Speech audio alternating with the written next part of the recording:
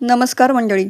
आपल्या प्रत्येकाच्या मनात एक स्वप्न असतं. लहानपणापासून आपण ऐकत आलोय, मोठे झाल्यावर स्वतःचं घर घ्यायचे. घर म्हणजे फक्त चार भिंती नाहीत. घर म्हणजे सुरक्षितता, घर म्हणजे कुटुंब आणि घर म्हणजे आपल्या आयुष्याची कमाई. पण एक प्रश्न आहे, घर भाड्याने राहणं चांगलं की स्वतःचं घर घेणं? हा निर्णय भावनिक आहे की आर्थिक? आज आपण एकदम शांतपणे भावना बाजूला ठेवून गणिताने यावर विचार करून पाहूया. तर आजच्या व्हिडिओमध्ये आपण पाहणार आहोत घर घेतल्यावर EMIचं खरं गणित.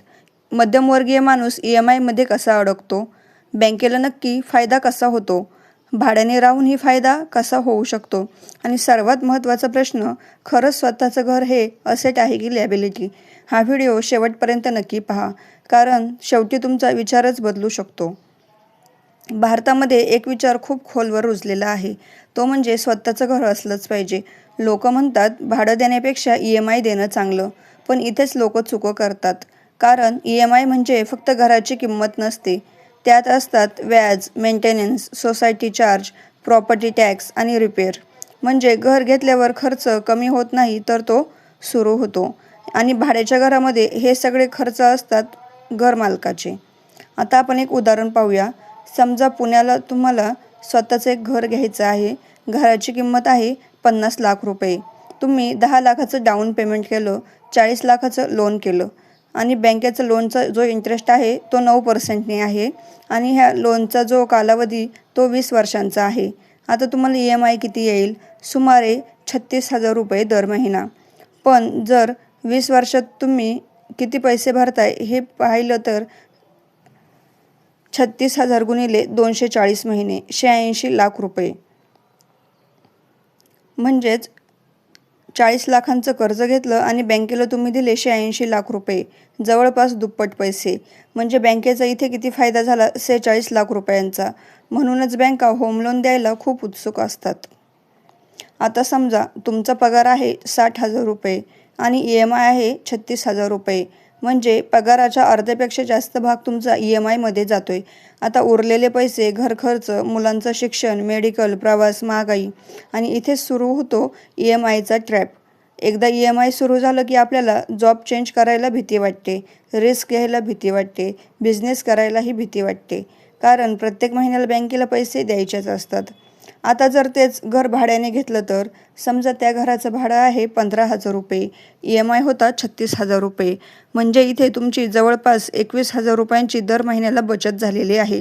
आणि हे तुम्ही 21,000 रुपये म्युच्युअल फंडमध्ये SIP केली आणि सरासरी रिटर्न 12% पकडला तर 20 वर्षामध्ये तुमचे हे पैसे 2 कोटी रुपये होतात. हो, 2 कोटी रुपये.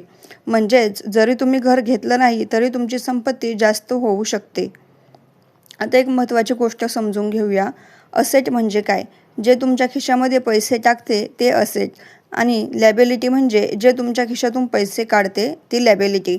आता विचार करा, जर तुमचं स्वतःचं घर असेल तर त्याला भाडं येतं का की खर्च होतो? खर्च होतो. कशावर? Maintenance, property tax, repair. म्हणजे ते असेट नाही आहे, ती आहे लॅबिलिटी. मग आता जर तुम्ही दुसरं घर घेतलं आणि ते भाड्याने दिलं तर ते असेट तुमचं होऊ शकतं. मग आता काही लोक म्हणतील आता घर घ्यायचंच नाही का? तर तसं नाही आहे. घर घ्यायचं की नाही हा फक्त गणिताचा निर्णय नाही आहे, तो भावनिक निर्णयही आहे. कारण स्वतःच्या घरामध्ये सुरक्षितता असते, स्थिरता असते, स्वतःचं समाधान असतं.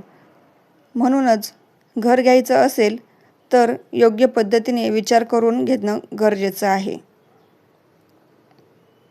पूर्ण आयुष्य EMIमध्ये अडकून घ्यायचं नाही आहे. तर आजचा प्रश्न खूप सोपा होता. घर घेणं चुकीचं नाही आहे, पण विचार न करता फक्त समाजाच्या दबावामुळे घर घेणं हे चुकीचं आहे. कधीकधी भाड्याने राहत पैसे इन्व्हेस्ट करणं हे आर्थिकदृष्ट्या शहाणपणाचं ठरू शकतं. त्यामुळे निर्णय घेण्याआधी भावना नाही तर गणित एकदा नक्की करून पहा. जर हा व्हिडिओ तुम्हाला आवडला असेल तर व्हिडिओला लाईक करा आणि अशाच सोप्या भाषेत फायनान्स समजून घ्यायचं असेल तर चॅनेलला सबस्क्राईब नक्की करा. आणि तुम्ही कशावर भर देता ते नक्की सांगा. भाड्याच्या घरामध्ये राहण्यावर की स्वतःचं घर घेण्यामध्ये? कमेंटमध्ये जरूर आपलं मत कळवा. भेटूया पुढच्या नवीन व्हिडिओमध्ये. धन्यवाद.